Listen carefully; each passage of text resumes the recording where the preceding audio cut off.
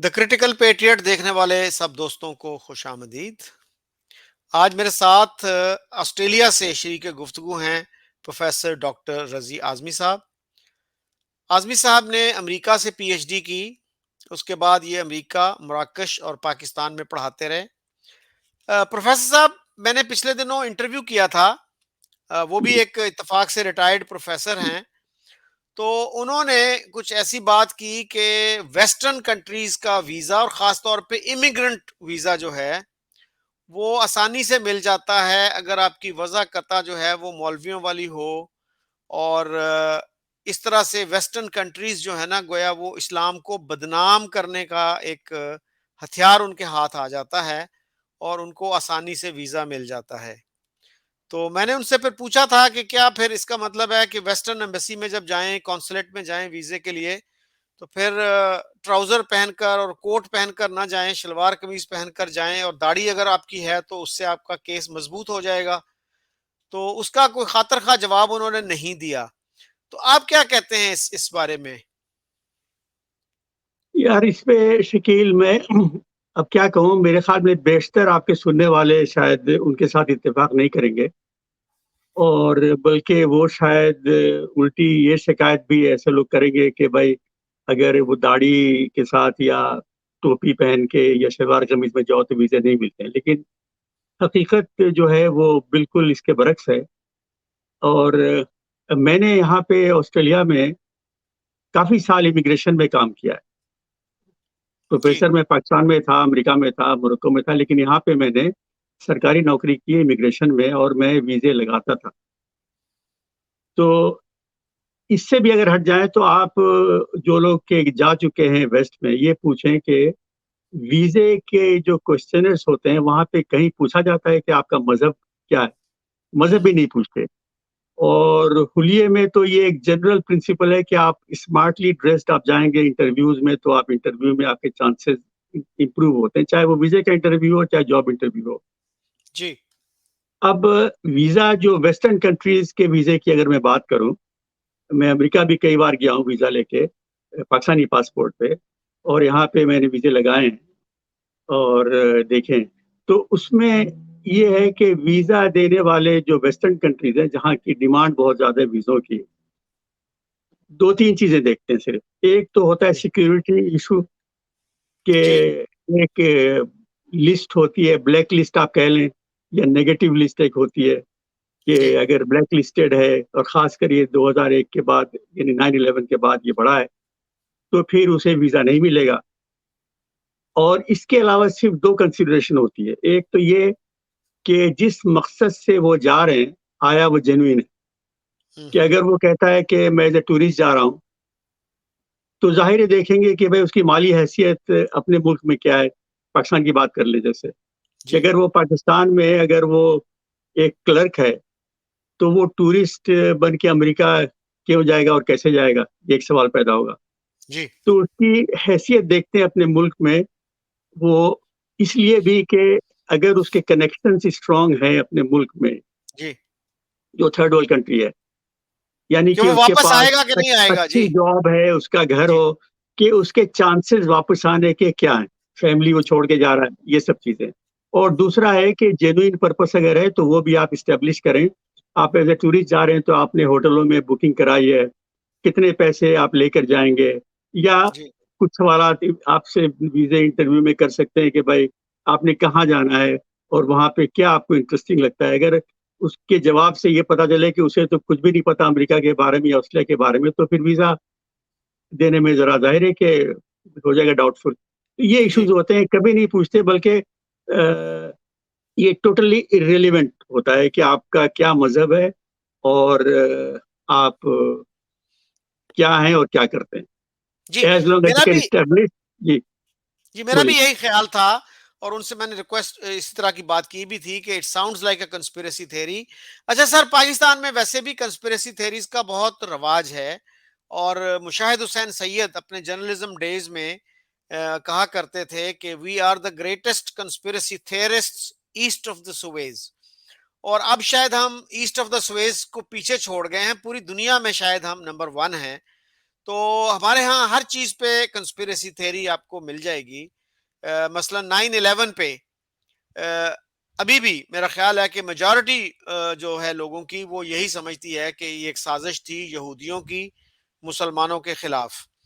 اور صرف یہی نہیں، وہ یہ بھی کہتے ہیں کہ ملالہ پہ جو اٹیک ہوا وہ بھی جو ہے ایکچولی اٹیک نہیں تھا. شی فیکڈ ہر انجری، وہ اس نے جعلی ڈرامہ کیا سارا کچھ، اور وہ زخمی نہیں ہوئی تھی، یہاں تک بھی لوگ کہتے ہیں. پھر اسامہ بن لادن کی ڈیتھ کا جہاں سوال آتا ہے، وہ کہتے ہیں کہ Osama bin Laden was not in Abbottabad at all. اور یہ بات کرنے والے بہت ہی سینئر لوگ ہیں، جن میں سے جنرل اسلم بیگ جو پاکستان آرمی کے سربراہ رہ چکے ہیں وہ بھی شامل ہیں. اور وہ کہتے ہیں کہ اسامہ بن لادن تو کئی سال پہلے جو ہے وہ وفات پا چکا تھا اور ایبٹ آباد میں وہ تھا ہی نہیں. تو کیسے دیکھتے ہیں آپ ان کنسپیریسی تھیوریز کو؟ شکیل، کنسپیریسی تھیوری جو ہے نا دنیا کی سب سے مقبول تھیوری ہے. آئنسٹائن کی جی تھیوری اور نیوٹن کی تھیوری سب سے آگے ہے کنسپیریسی تھیوری. اور پاکستان اگر آپ کہتے ہیں کہ ایک نمبر پہ ہے تو ہوگا، لیکن کمپٹیشن بہت ہی ٹف ہے. 1 2 3 4 5 یہ ساری دنیا میں بہت مقبول ہے. آپ کو شاید پتا ہوگا کہ جان ایف کینیڈی کے اسیسینیشن پہ بڑی ہے کنسپیریسی تھیوریز. اسے بھی کہا جاتا ہے کہ انسائڈ جاب تھا امریکہ کا. جی، اور گھر 9/11 کے بارے میں، جی، کے مہندی کا 9/11 جہاں کام تھا. جی جی 9/11 انسائڈ جاب. تو کنسپیریسی تھیوریز میں ہوتا یہ ہے کہ جتنے منہ اتنی بات یا اتنی باتیں، تو جس کی جو مرضی جو سوٹ کرے. اور یہ جو ہے جن کے پاس کوئی ایکسپلینیشن نہیں ہوتا، تو واقعے کو سمجھنے کے لیے بہت ہی آسانی سے وہ ایک اس کو ایسا نیریٹو بناتے ہیں کہ جس میں ان کا ملک، ان کا شہر یا ان کا گھرانہ یا ان کا مذہب جو ہے وہ اس میں بہت ہی معصوم آتا ہے نظر. اور باقی جو ادر ہے، جو یہ دوسرا ملک ہے، وہ اس میں ویلن یا شیطان کا رول اس کا ہوتا ہے. تو کنسپیریسی تھیوریز جو ہیں کئی طرح کی ہوتی ہے. ایک تو بڑی ایکسٹریم تھیوری ہوتی ہے جس میں کہ 9/11 جو ہے انسائڈ جاب تھا.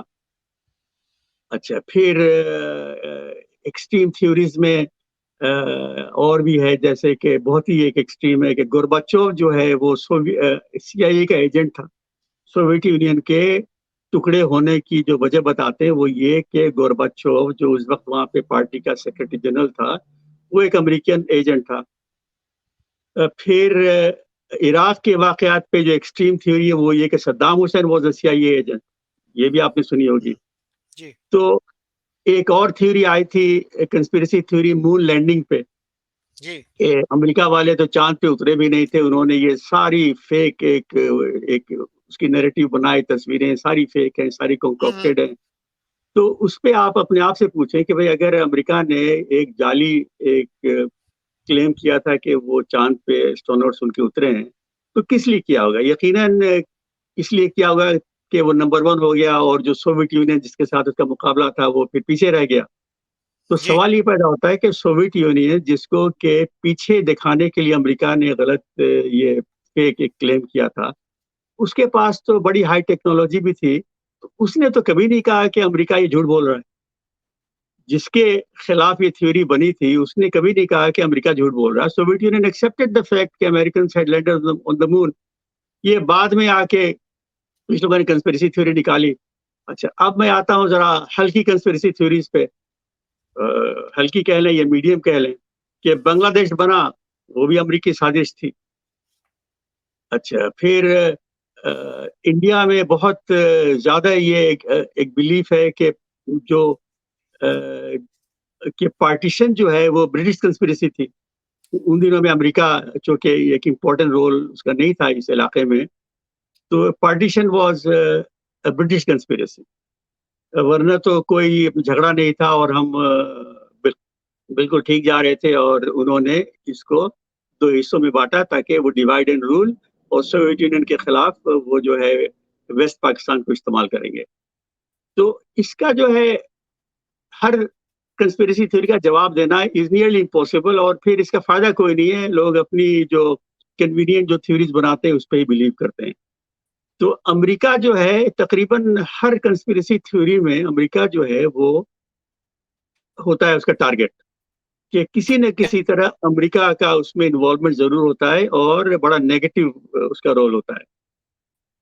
تو اب امریکہ کے پاس نہ اتنی طاقت ہے، نہ اس کے پاس نہ اس کو یہ خواہش ہے کہ دنیا کے ہر کونے پہ جا کے وہ مداخلت کرے اور جارحیت کرے، نہ اس کے پاس ول نہ اس کی کیپیبلٹی ہے.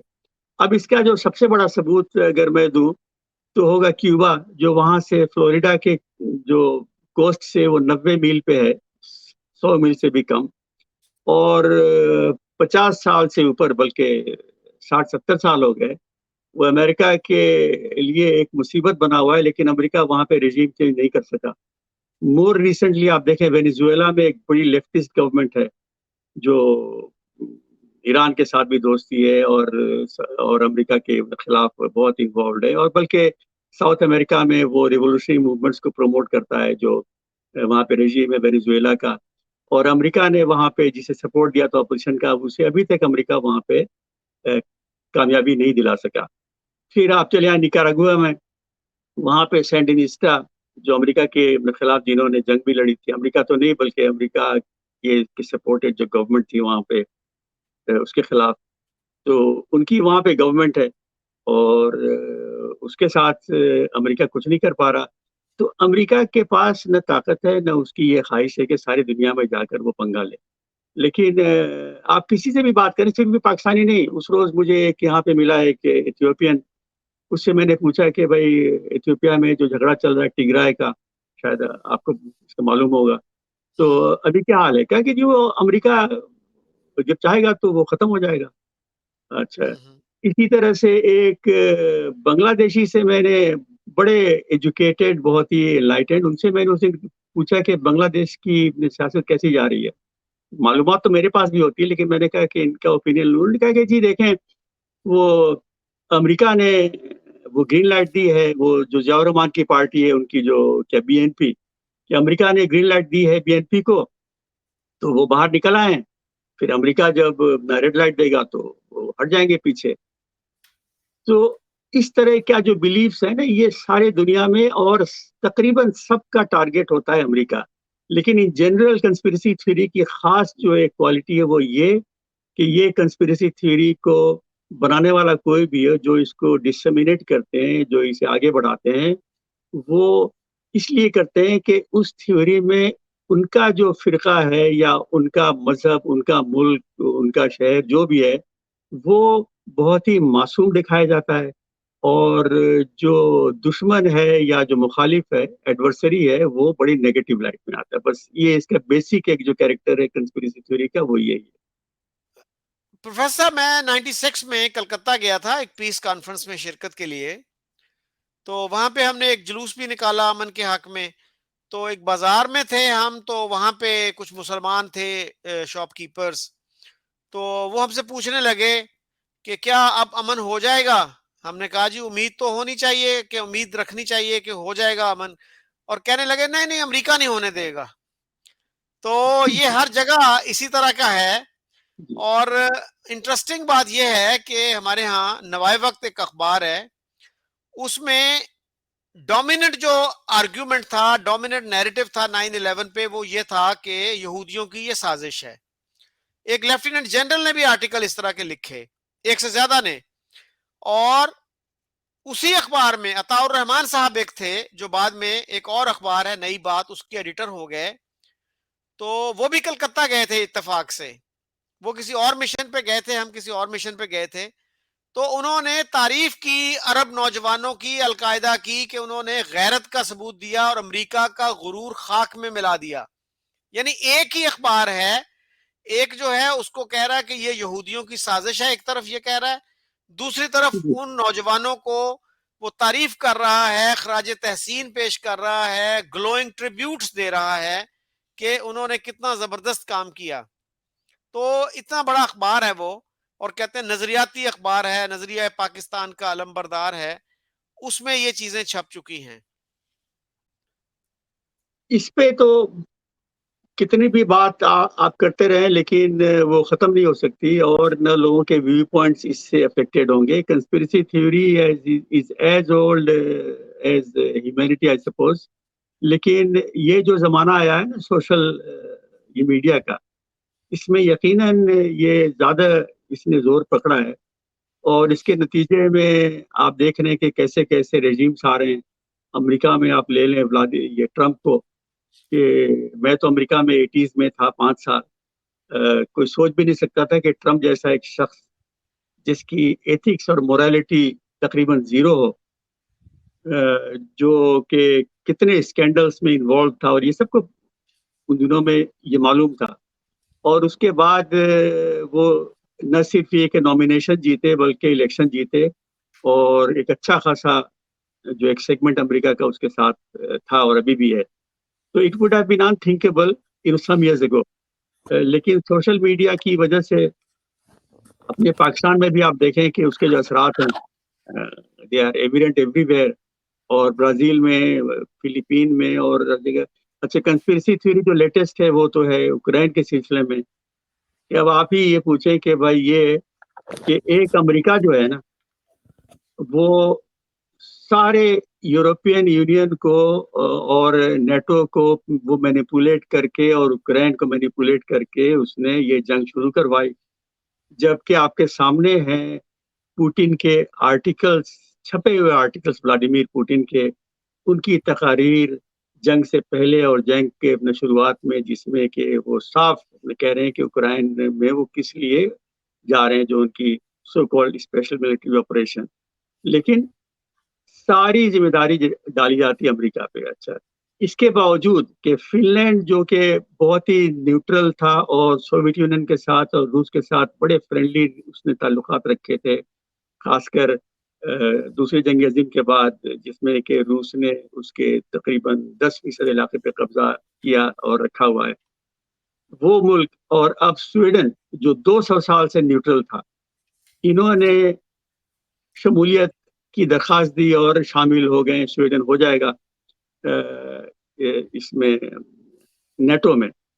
اور باقی بھی بہت سارے ممالک ہیں جو امریکہ کے کہنے پہ نہیں چلتے, جس میں ویسٹ یورپ کے بھی ہیں, ایسٹ یورپ کے بھی ہیں. تو یہ کوئی ایکسیپٹیبل بات ہے کہ امریکہ نے سارے سینیریو کو مینیپولیٹ کر کے اور سب کو ساتھ لے کر, اور جس میں کہ فن لینڈ اور سویڈن بھی شامل ہے, نیوٹرل کنٹریز, اور یہ کنسپیرسی کر کے یہ جنگ شروع کروائی, جبکہ آپ کے سامنے بالکل صاف ظاہر ہے کہ سوویت یونین کے پریس نے اور ولادیمیر پوٹن نے کس طرح سے یہ ماحول بنایا.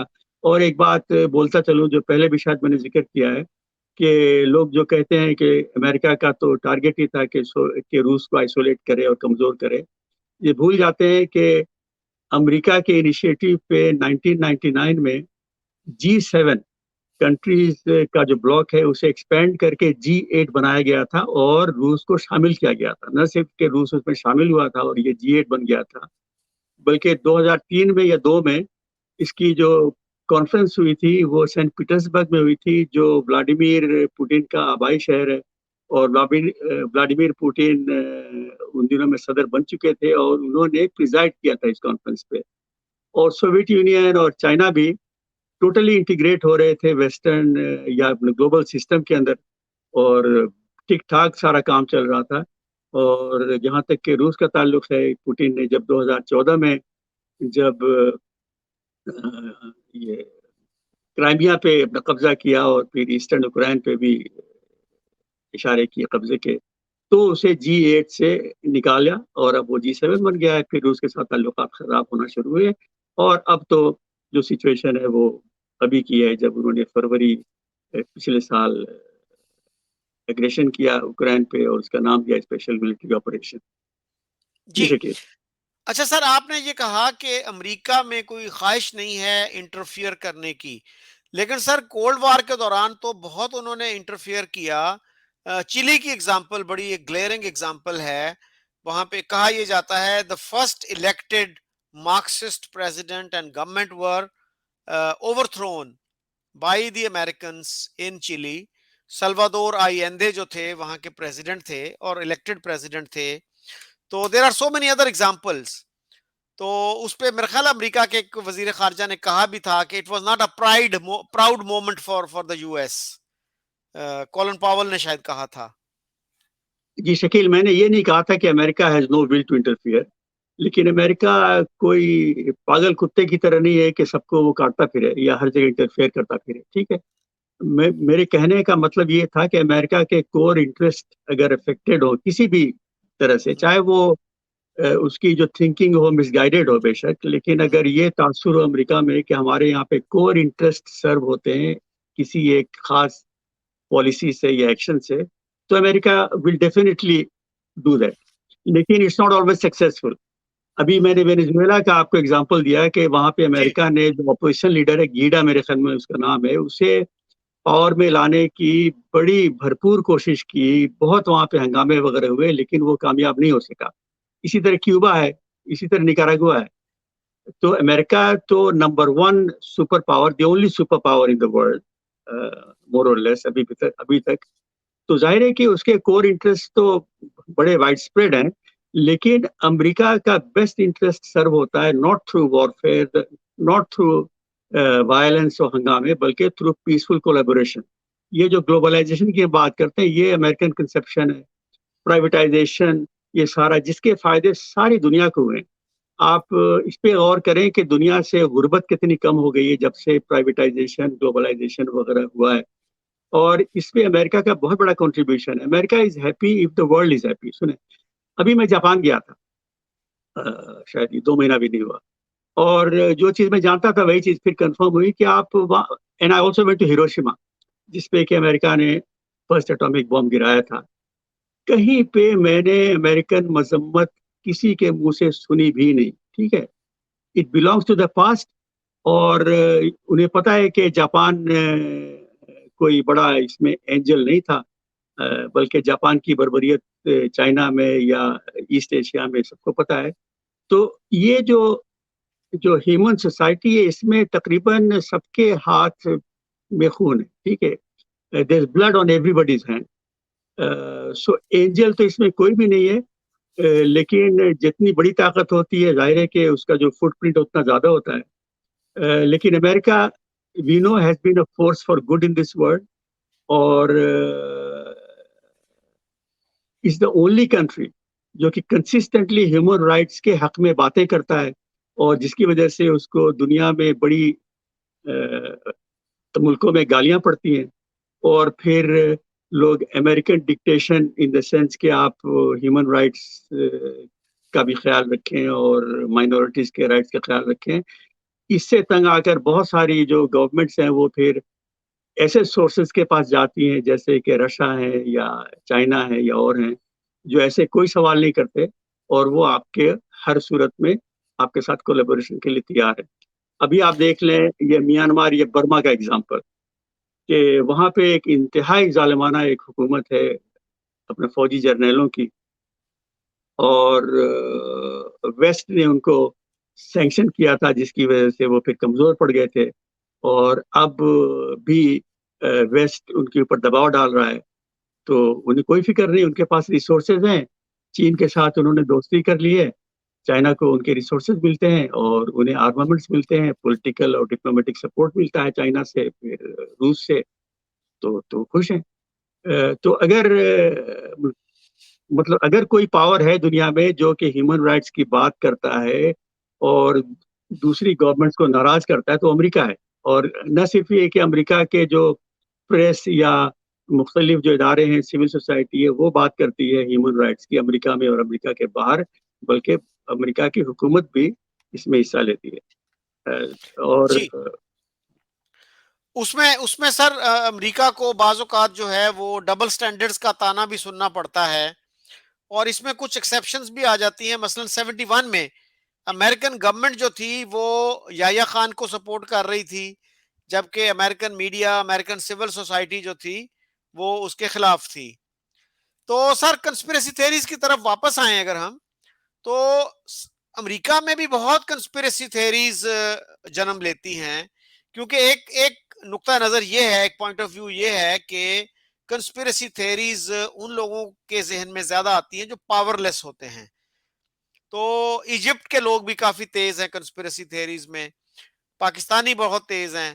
تو امریکی جو ہیں وہ کیوں اس میں تیز ہیں؟ وہاں سے بہت ساری پاکستانی بہت سے جو ہے جن کو میں نے دیکھا سنا, وہ امریکی سورسز کو کوٹ کرتے ہیں کہ جی یہ امریکہ میں ایک ڈاکیومنٹری بنی تھی اور اس میں یہ کہا گیا ہے. یہ الگ بات, مجھے یاد پڑتا ہے ایک, آپ کو پتا ہے لیفٹ لیننگ ایک اخبار ہے برٹن کا, گارڈین, اس میں ان کنسپیرسی تھیریز کو کرٹیسائز کرتے ہوئے انہوں نے یہ کہا تھا کہ ان کی سب سے بڑی ریفیوٹیشن اور تردید اس بات سے ہو جاتی ہے کہ all of these conspiracy theorists, امریکہ کی بات کر رہا تھا وہ, they are still alive. یعنی اگر امریکن گورنمنٹ اتنی روتھلیس ہوتی کہ اس نے اپنے بندے مروا دیے, اپنے جہاز تباہ کروا لیے, اپنی بلڈنگز تباہ کرا لی, تو یہ 15-20 جو کنسپیرسی تھیورسٹ ہیں ان کو وہ سائلنس کیوں نہیں کر سکے؟ جی, یہ تو خیر مطلب ویل نون فیکٹ ہے کہ امریکہ میں بہت ساری کنسپیرسی تھیوریز ہیں اور بنتی ہیں.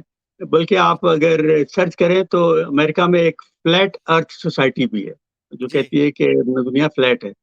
تو امریکہ کی جو کنسپیرسی تھیوریز ہیں وہ بیسیکلی وہ پروڈکٹ ہیں ایک فری سوسائٹی کے, جہاں پہ کہ لوگ مختلف قسم کی سوچ رکھتے ہیں, سوچ پھیلاتے ہیں.